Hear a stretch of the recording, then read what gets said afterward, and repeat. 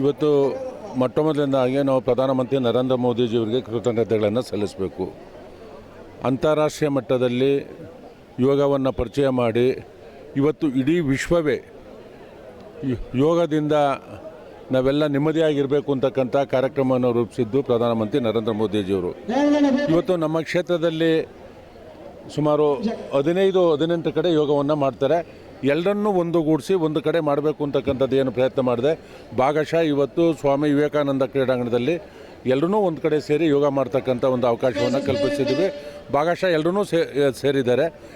ಆರೋಗ್ಯದ ದೃಷ್ಟಿಯಿಂದ, ಅವರವರ ಕುಟುಂಬದ ಆರೋಗ್ಯ ದೃಷ್ಟಿಯಿಂದ ನಾವು ಒಂದು ಕಡೆ ಸೇರಿ ಈ ರೀತಿಯ ಕಾರ್ಯಕ್ರಮವನ್ನು ಮಾಡ್ತಕ್ಕಂಥದ್ದು.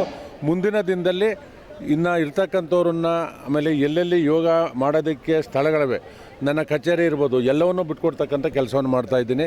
ಇವತ್ತಿನ ಕಾರ್ಯಕ್ರಮಕ್ಕೆ ಬಂದಿರತಕ್ಕಂಥ ಎಲ್ಲ ಯೋಗ ಕ್ರೀಡಾಪಟುಗಳಿಗೂ ನಾನು ವಿಶೇಷವಾಗಿ ಕೃತಜ್ಞತೆಯನ್ನು ಸಲ್ಲಿಸ್ತೇನೆ. 224 ಶಾಸಕರಲ್ಲಿ ತಾವು ಶಿಕ್ಷಣಕ್ಕೆ, ಆರೋಗ್ಯಕ್ಕೆ ಹೆಚ್ಚು ಒತ್ತು ಕೊಡ್ತಾ ಇದ್ದೀರಾ. ನಮಗೆ ಬೇಕಾಗಿರ್ತಕ್ಕಂಥದ್ದು ಉತ್ತಮವಾದ ಆರೋಗ್ಯ, ನಮ್ಮ ಮಕ್ಕಳಿಗೆ ಬೇಕಾಗಿರ್ತಕ್ಕಂಥದ್ದು ಶಿಕ್ಷಣ, ಒಳ್ಳೊಳ್ಳೆ ಪಾರ್ಕ್ಗಳು ಬೇಕು. ಎಲ್ಲಕ್ಕಿಂತ ಮುಖ್ಯವಾಗಿ ನಮಗೆ ಆರೋಗ್ಯ ಎಷ್ಟು ಮುಖ್ಯ, ಇಲ್ಲಿರ್ತಕ್ಕಂಥ ಮಕ್ಕಳಿಗೆ ಶಿಕ್ಷಣವು ಅತ್ಯಂತ ಪ್ರಮುಖವಾದ ಇದರಿಂದ ಇವತ್ತು ನಾವು ತೆರೆದಿರ್ತಕ್ಕಂಥ ಶಾಲೆಗಳು ಇಡೀ ರಾಜ್ಯಕ್ಕೆ ಒಂದು ಮಾದರಿಯಾಗಿದೆ. ನಾವು ಯಾವುದೂ ಹೋಯ್ತಾ ತಗೊಂಡೋಗ್ತಕ್ಕಂಥದ್ದಿಲ್ಲ. ನಾವು ಇರ್ತಕ್ಕಂಥ ಅವಧಿನಲ್ಲಿ ಏನೆಲ್ಲ ಉತ್ತಮವಾದ ಕೆಲಸವನ್ನು ಮಾಡ್ಬೋದು ಅದನ್ನು ತೋರಿಸಿದ್ದೇನೆ. ಇವತ್ತು ಕ್ಷೇತ್ರದಲ್ಲಿ LKG ಹಿಡಿದು IAS IPS ವರೆಗೂ ತಾವು ಒಂದು ಕಲ್ಪಿಸಿದ್ದೀರ. ಓದೋರಿಗೆಲ್ಲ ಟ್ರೈನಿಂಗಿಗೆ ಸಪೋರ್ಟ್ ಮಾಡ್ಕೊಂತ ಇದ್ದೀರಾ.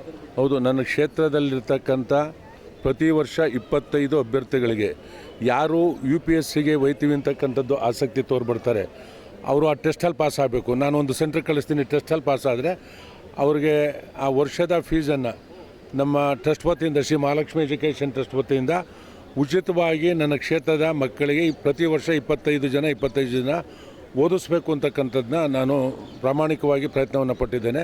ಈಗಾಗಲೇ ಅಡ್ಮಿಷನ್ ಪ್ರಾರಂಭ ಆಗಿದೆ. ಯಾರು ಆಸಕ್ತಿ ಇದೆ, ಡಿಗ್ರಿ ಮಾಡಿರಬೇಕು, ಕನಿಷ್ಠ ಪಕ್ಷ ಡಿಗ್ರಿ ಇರಬೇಕು.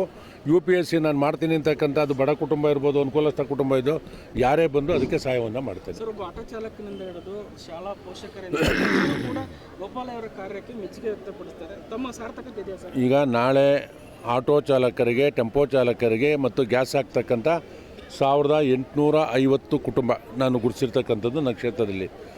ಅವ್ರಿಗೆ ಪ್ರತಿ ವರ್ಷ 2 ಜೊತೆ ಯೂನಿಫಾರ್ಮ್ಗಳನ್ನು ಕೊಡ್ತೇನೆ.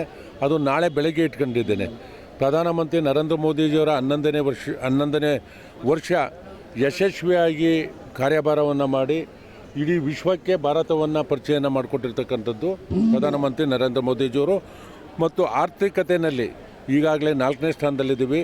ನಮ್ಮ ಗುರಿ ಇರ್ತಕ್ಕಂಥದ್ದು ಮುಂದಿನ 4-5 ವರ್ಷದಲ್ಲಿ ನಾವು 1-2ನೇ ಸ್ಥಾನಕ್ಕೆ ಬರ್ತಕ್ಕಂಥದ್ದೇ ನಮ್ಮ ಗುರಿಯಾಗಿರೋದ್ರಿಂದ ಅದ ನೆನಪಿಗಾಗಿ ನಾವು ನಮ್ಮ ಕ್ಷೇತ್ರದಲ್ಲಿ ಈಗಿಂದ ಅಲ್ಲ, ಕಳೆದ ಸುಮಾರು 8-10 ವರ್ಷಗಳಿಂದ ಅದನ್ನ ಕಾರ್ಯಕ್ರಮವನ್ನು ಮಾಡ್ತಾಯಿದ್ದೀನಿ.